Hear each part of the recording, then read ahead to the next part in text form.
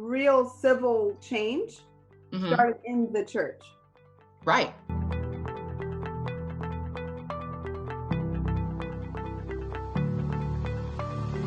Welcome back. Episode number 6. Woo! I'm TC. Hi, I'm JJ. Last time we focused, as part of our current events, we were talking about the fact that this nation lost two civil rights giants, that being Representative Congressman John Lewis from Georgia and also Reverend Dr. C.T. Vivian, also of Georgia. So we were just talking a little bit about not only their contributions to the civil rights movement. Real civil change Hmm. started in the church. Right. So, to me, that is something that I don't think people really get, that it started in the church. Hmm. So, a big part of what I feel is missing now is that, there's a lot of churches that are telling their congregants, we have to change, and here's why, and Right. here's how, right? There's a few facts below, just in case you weren't alive in 1947 and you don't know some of the fun things that they did all their lives, really. Just a few facts below so you can kind of understand who they were, what they did. There's a lot of folks that came before us that kind of paved the way. And, you know, as a person, I see racism and prejudice as the same, whether it comes from a black person or a white person. To me, it's all the same. And so I really don't think God looks on us and he says, well, because of your color, you deserve this. I really believe that God looks on all of us and he calls us to love. And the love should really start in the church and then go forth. And God gives us lots of reprimands throughout his Bible when we don't love right. We're going to go through some of that today, actually. But I just want us to take a minute and just to think about who C.T. Vivian is and was, and then who John Lewis is and was to us. And now what do we do? They've done everything they can do. They've gotten their house in order. They've lived their life. And now it's on you and I to bring some unity and love, and that happens through God. The civil rights movement, actually, it was born in churches. It Yes. came from the church. Yes. And so there are lots of churches right now that are just refusing to stay quiet, and they are speaking out in love. Obviously, just like when C.T. Vivian was preaching, there's a lot of churches that weren't speaking in love then, just like there's churches now that aren't speaking in love, but it's so easy to identify love when you see it and when you Yes. feel it. And Yes. it's so easy to identify love when you don't see it. I drove around some areas of town. I've been sheltering in place, and I've been loving it, quite honestly. I really like the people I live with, and they're funny, and we have fun. But I did have to drive around for something, and I saw all these signs in yards, and I just thought, wow, folks are really listening and they're caring, and you can just see the love that's being shown by a lot of people. And if I stay in a little bubble, sometimes I can't see the love that's being shown, because sometimes all you see is just craziness over the internet or on TV. But there really is a ton of love, and I think C.T. Vivian and John Lewis, they did their part, and it's our turn. Absolutely. Absolutely. Absolutely. And it's also important to remember, because we can place people sometimes on pedestals, that these were people, right? That Congressman Lewis was a person. He was a regular person like you and I are regular people. Reverend Dr. Vivian was a regular person, but they made a decision to do something that was extraordinary. They made a decision. They made a decision to serve and to give, and as you said, to love, even in the face of uh, unrighteousness or injustice or wrongdoing. They made conscious decisions to love, and again, as you said, it is our turn. It's our turn, and they have put forward an example of how to love, through and by their choice through nonviolence. the nonviolent movement, which was part of the civil rights movement. They chose to follow that path. They chose to not exact an eye for an eye, or to not retaliate. And that is important as well. But also that these were regular people who made decisions to be used, and to, in Dr. Vivian's case, as a minister, as a preacher of the gospel, he was called by God. And so by him answering that call, he made a decision to follow God and to follow God's will and God's way. Congressman Lewis was called. He was called to public service, but their paths intersected and crossed through Dr. King, through Dr. Martin Luther King Jr. And so they were brought together for a specific purpose and at a specific time. And so I have a picture actually of my late uncle who was with Dr. King. So in this picture that I have, it's just he and Dr. King in front of a church, and the two of them they're just having a conversation. And so that reasoning, we're having a conversation. We're having a conversation. We are regular people having a conversation. So it's amazing. Yes. I started thinking, so can you imagine everything you say being recorded and played back? Can you imagine some of the things you said in the past? Where you thought you were right and you were saying it like you meant it, and now if you watch that back, you'd be like, but why did I? Why? So our preachers and pastors of today, just about everything they say is not only recorded, but it's instantly put out so that other people can see it that aren't even in the building. You know, it's instantly streamed in some cases. Yes. And so if you haven't said something nice to your pastor, send your pastor a nice note today. Amen. You'll probably be the first person that does it. Just let them know how much you appreciate them. Forgive them when they sin. They're human too. That's right. That's right. I'm sure they hear a lot of what they're not doing right. So you probably will be the first or maybe second person to send a thank you or what you appreciate about them. So that's a great idea. I like that. Absolutely. Absolutely. Well, let's move on to Habakkuk, shall we? Whoa. Last time we left off. What now? The dance. What? Oh. I have children. Okay. Okay. And the woe is a dance. The woe is a dance? It's a very popular dance. The woe. Why? Okay. Where have I been? A woe. It's a woe. The woe is a dance. Right. But it's not a sad dance. Okay. So these woes are whoa. Like this is the woe, like you're in trouble. You know how like if you were doing something wrong and then your sibling walks in on you and they see you like, oh, you can get in trouble. This is so it's not the same woe, but I'm just saying if I were to say that in front of my kids, they would instantly do the woe. I'm not going there right now. I had to draw a line, okay? Right, yes, yeah. I know what it is. Cute. I may have tried it before, but I'm gonna do a different dance later. Okay. Yeah. Well, that's not that type of woe. These are not that particular woe. No. These are judgments. This is a sentence that the Lord has pronounced on the Babylonians. And so we left off last time. We talked about the first three. There were actually 5 in total, and so we covered 3. And I wanted to mention real quickly from last time, just as a scriptural reference, or 2 references, one being from the prophet Isaiah in Isaiah 6:3 and 11:9. God explains to Habakkuk that the Babylonians are doing all this stuff in vain, right? Trying to protect their houses, their land, trying to make sure that their legacy will be established and known, that it's the Lord's glory, in effect, that will be known throughout the earth.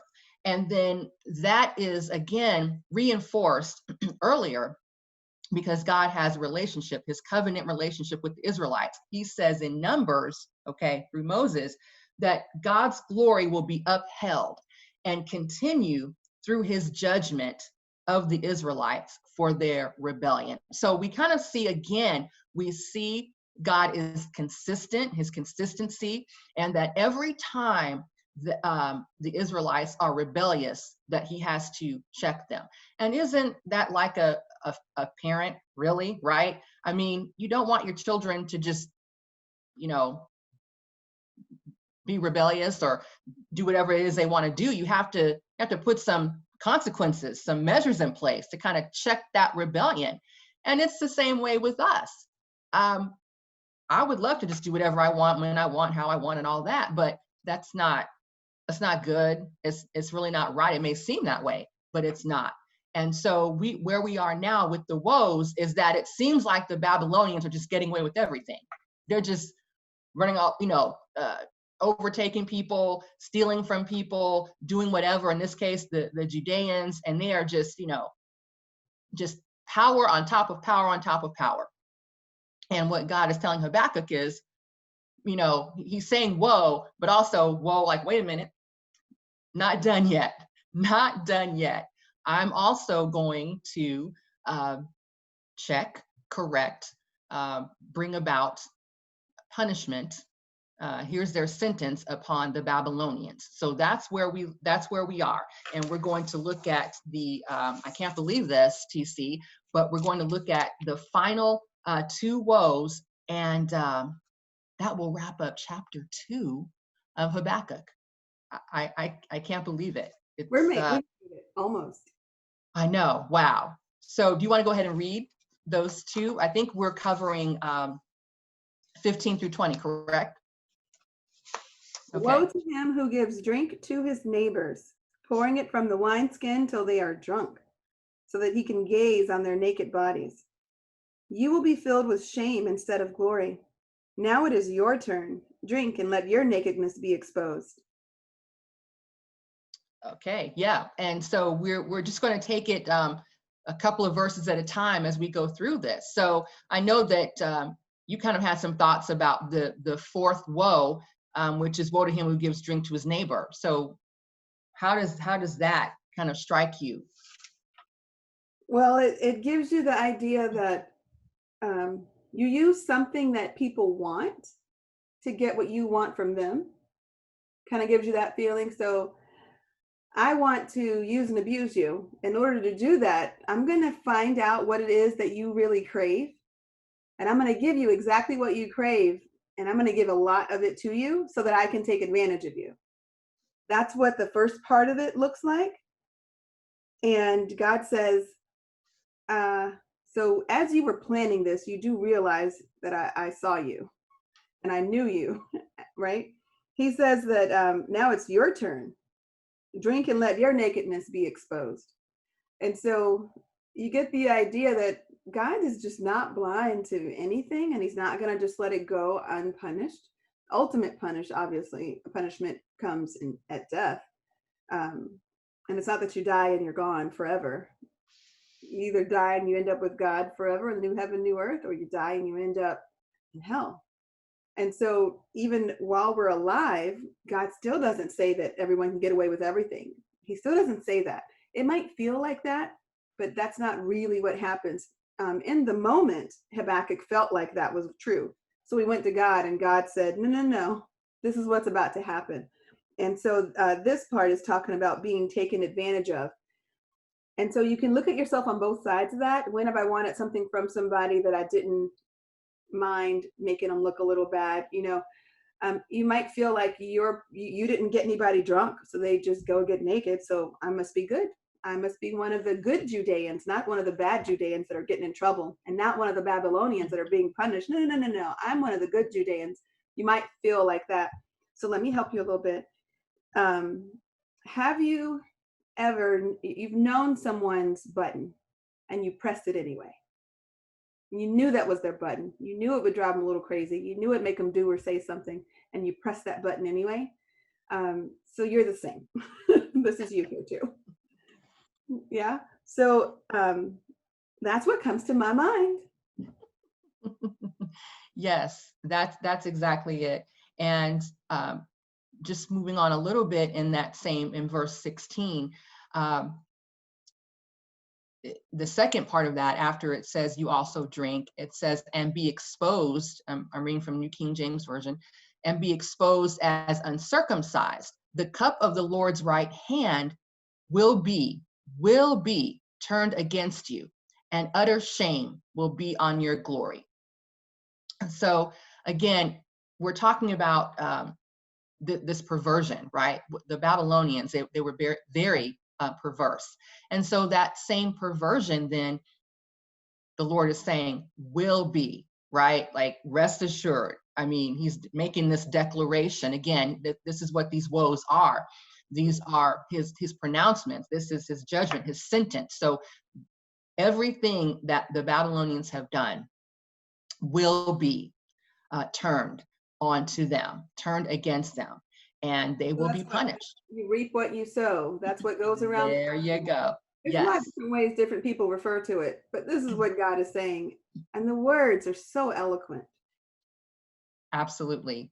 And God, again, very detailed, because as you said, and as we said last time, he sees everything. So he has witnessed, he has seen or borne witness to, he has watched, right? He is aware, he knows every act, right, of violence, every injustice, okay? Every ill will, every single thing. Every ill will, yeah. All that hatred that you allow to build up in your heart. If you believe what God says, then you have to realize you're not mad at a person.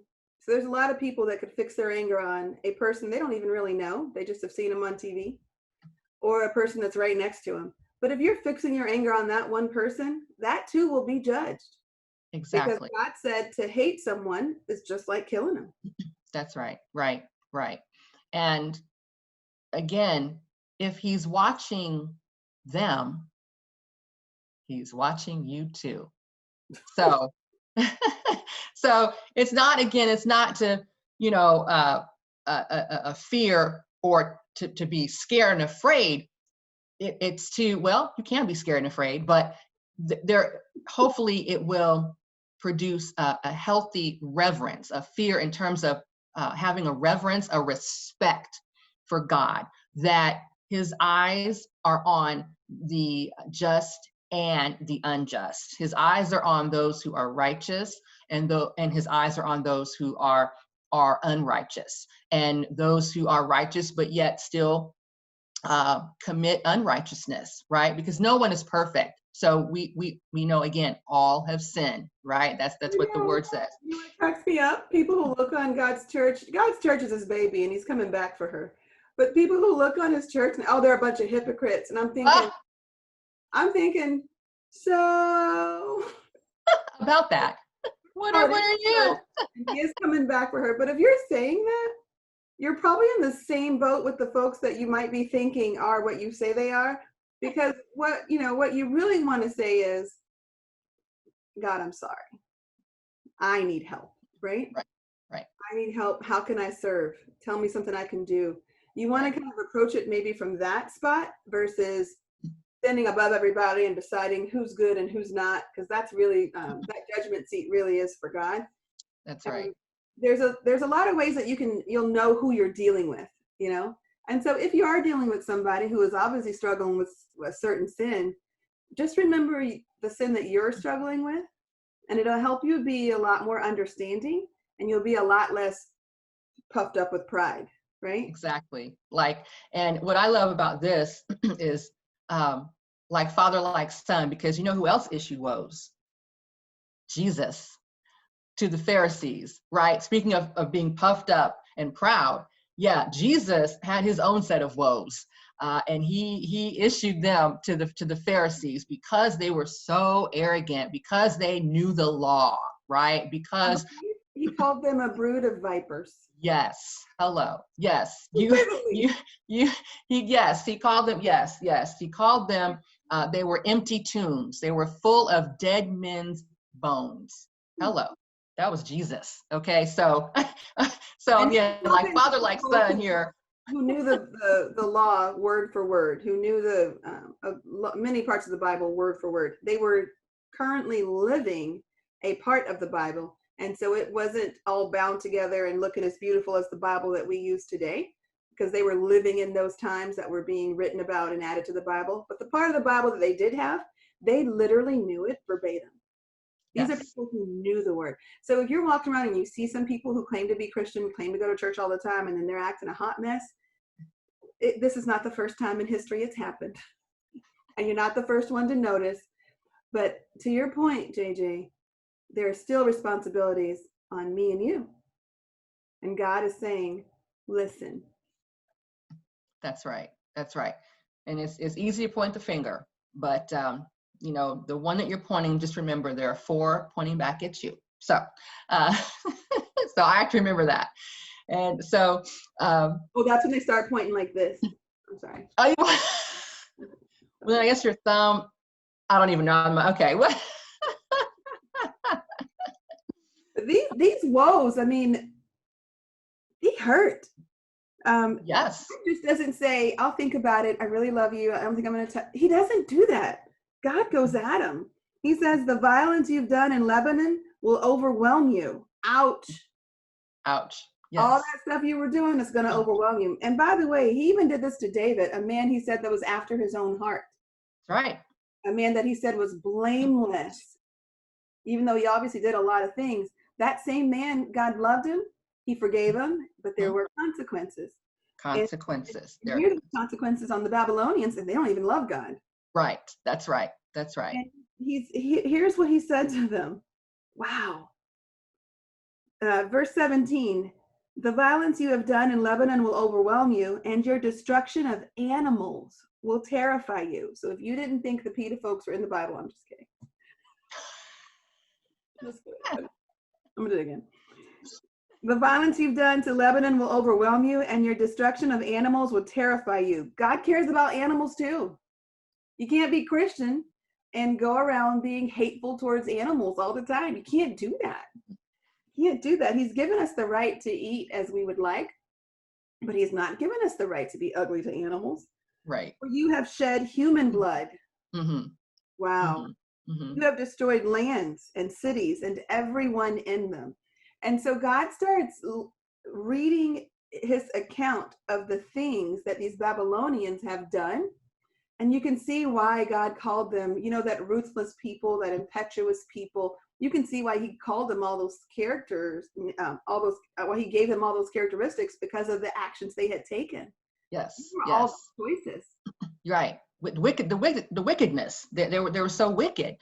And so there's a reference to back to verse 11 when he talked about the violence done to Lebanon, right? And again, he's talking about the fact that the Babylonians at Lebanon had beautiful trees, the lumber, right? So he's making a reference to the fact that the Babylonians stole the lumber, the wood, right? Timber. They devastated, right? The forest for their own purpose, to build up their own cities, right? To fortify their own cities, to build up, right? What they had gotten with unjust gain.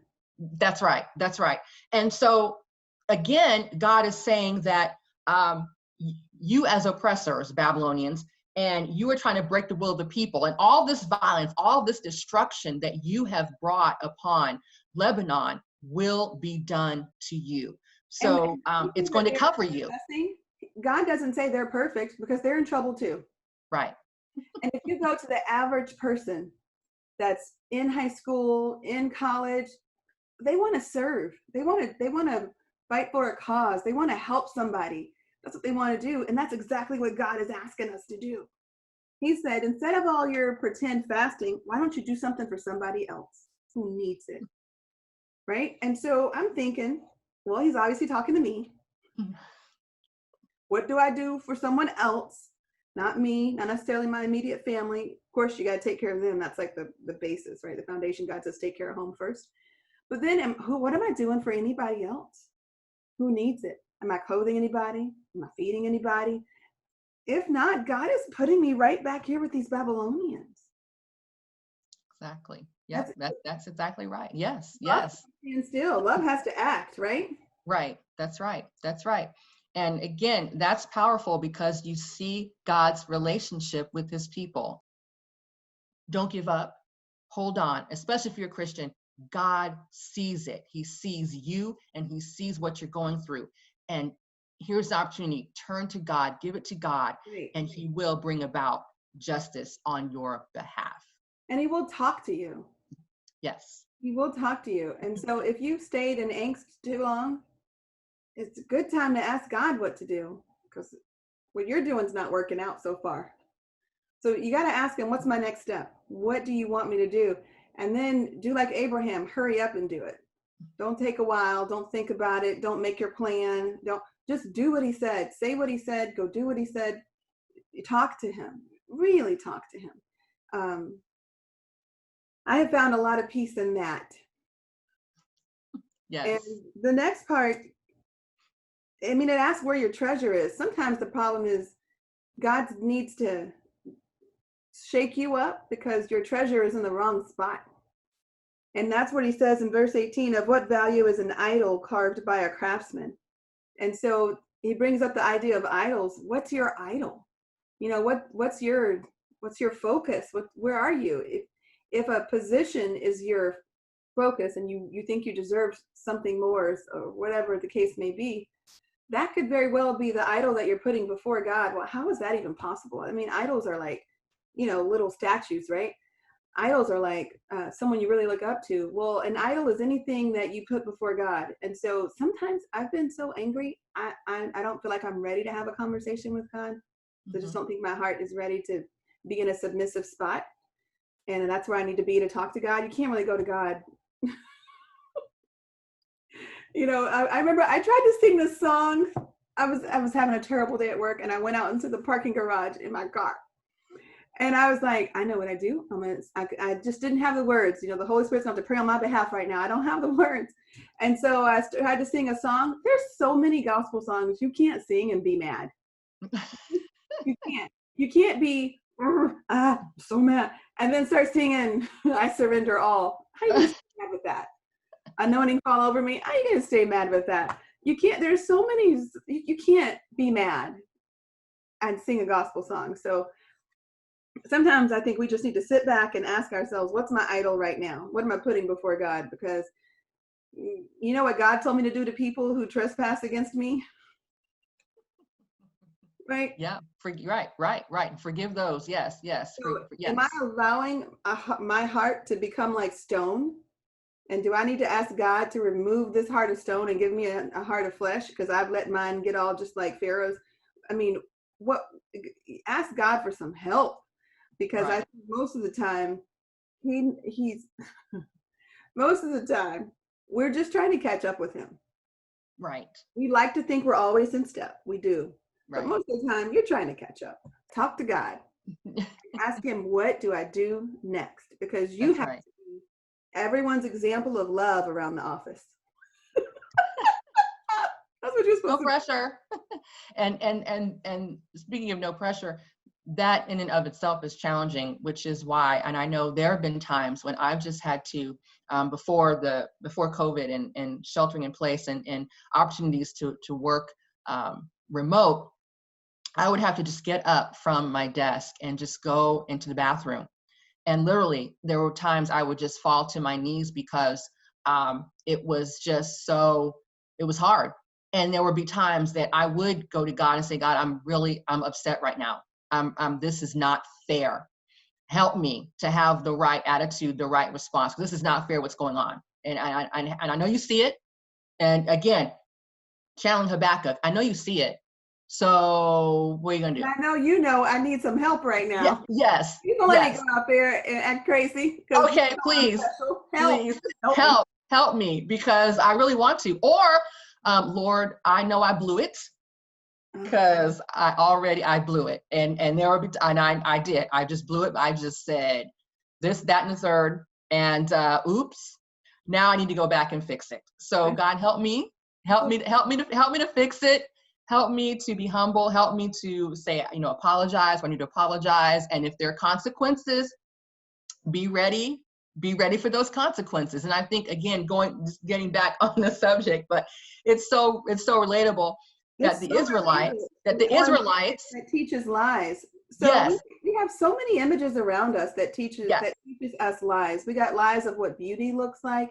We right, got lies of who Noah was. If you turn on the TV, or if you're looking at commercials, or if you're on the internet, there's so many lies just about who God is and who the yes, people in the Bible were and yes, what their demeanor was and what their purpose was. And there's so many lies. And yes. God goes on to say, for the one who makes it trust in his own creation. Uh-oh. So you build up this thought that's true, and then you trust in the thought that you had, because obviously it's true. And Right. then God says he makes idols that cannot speak. Hmm. Right. And Right? so the Babylonians, yeah, the Babylonians um, engaged in idol worship, right, and false gods. But again, the Israelites, oops, after they came out of Egypt, Mm-hmm. and they were led, yes, through, on their way to the promised land. When Moses went up, what happened? And he came, the same thing. Same So, thing. Around 600 BC. So we're going to add about 2,020 years to that. And I'm going to 2,620, fast math. And I'm going to ask you 2,620 years later, do you think that people learned the lesson and stopped worshiping idols? Do you think that there's anyone around you? Just come up with yourself in your head and the folks around you. And you could probably come up with things that at times you might have a tendency to consider putting before God. All we're saying is recognize what it is and then go to him for help. It's the only way to do it. You can't fix it yourself. Let me tell you what God says. Woe to him. There's that woe word. last one, yes. Woe to him who says to wood, come to life, or to lifeless stone, wake up. Can it give guidance? It is covered with gold and silver. There is no breath in it. Who gives us breath? I just took a breath.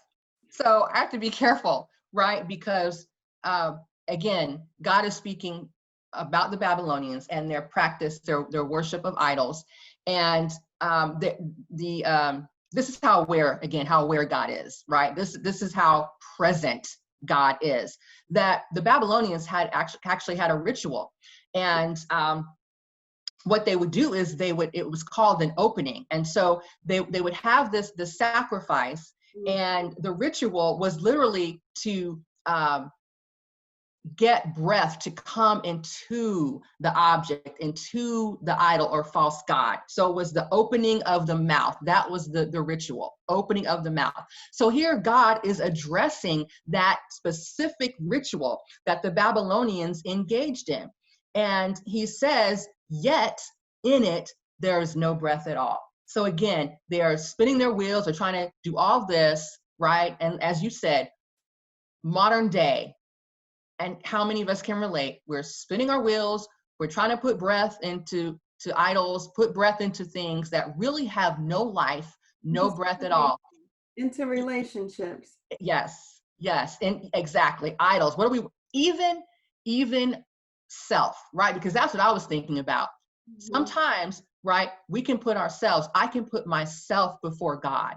Okay, but even so, yes, I'm breathing and living, but what my effort, right, has no life at all. There's nothing. It's just, I'm just spinning my wheels. I'm just, Yes. I'm just beating my head, right, against, the grain, just trying, forcing, but there's no life.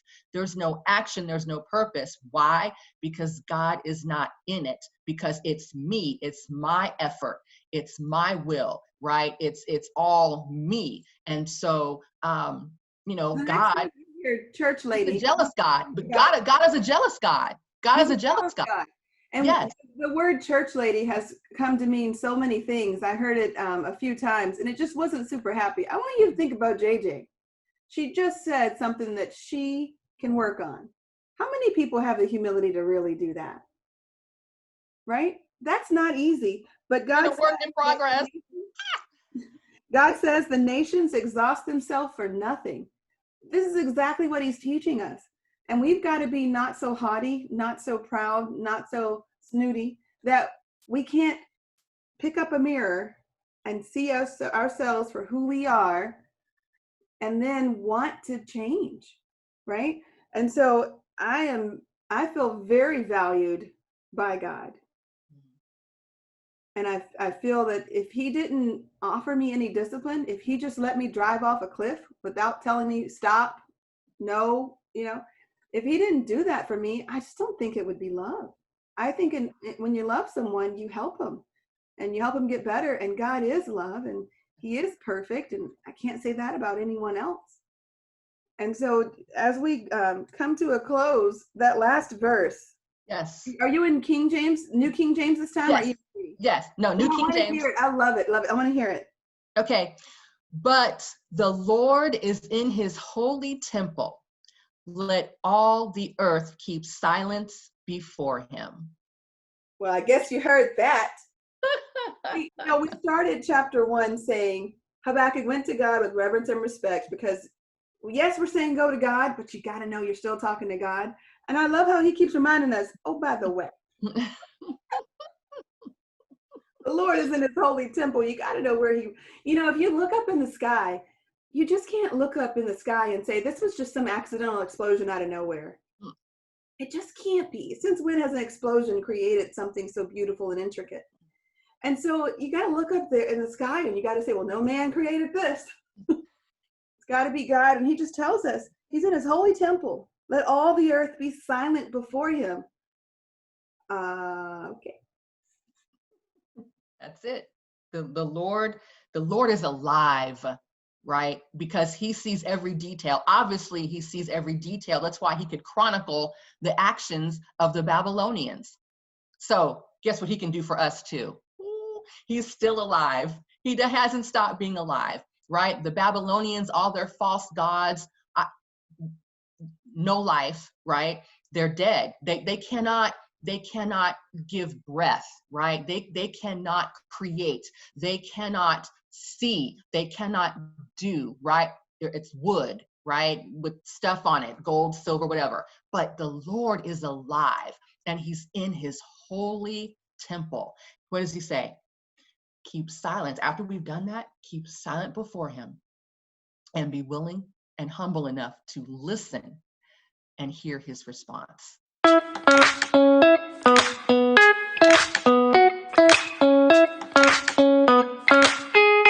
Be sure to check our blog. We have one on fear, penned by our very own JJ. Thank you so much. And TC, would you like to close us out in a prayer? God, we come before you as a group, needing you, wanting you. We love your presence. We ask for your guidance. There are so many people hurting right now, and there's so many other people that can be there for them. Please strengthen your folks. Send us out. Give us the self-confidence we need. Yes. Show us where the resources are that you've already provided for us. Yes. And make it real obvious to us that you want us to go do it and now. Yes. Please help create in us. Please give us an obedient heart. Yes. There are so many things that we want to do, and there's so many things we would love to do. Yes. And we just want you to use us to help people who need it. That is our purpose here. We want to love better. Yes. We want to love out loud. Praying to the only one in the entire universe that understands how deep and how far and how wide love really is supposed to be, and that's you. Yes. Thank you for being with us. Thank you for all your many blessings, far too many to count. Thank you. And thank you for giving me the vision to see the blessings and not look over them. Yes. In his name I pray. Amen. Amen.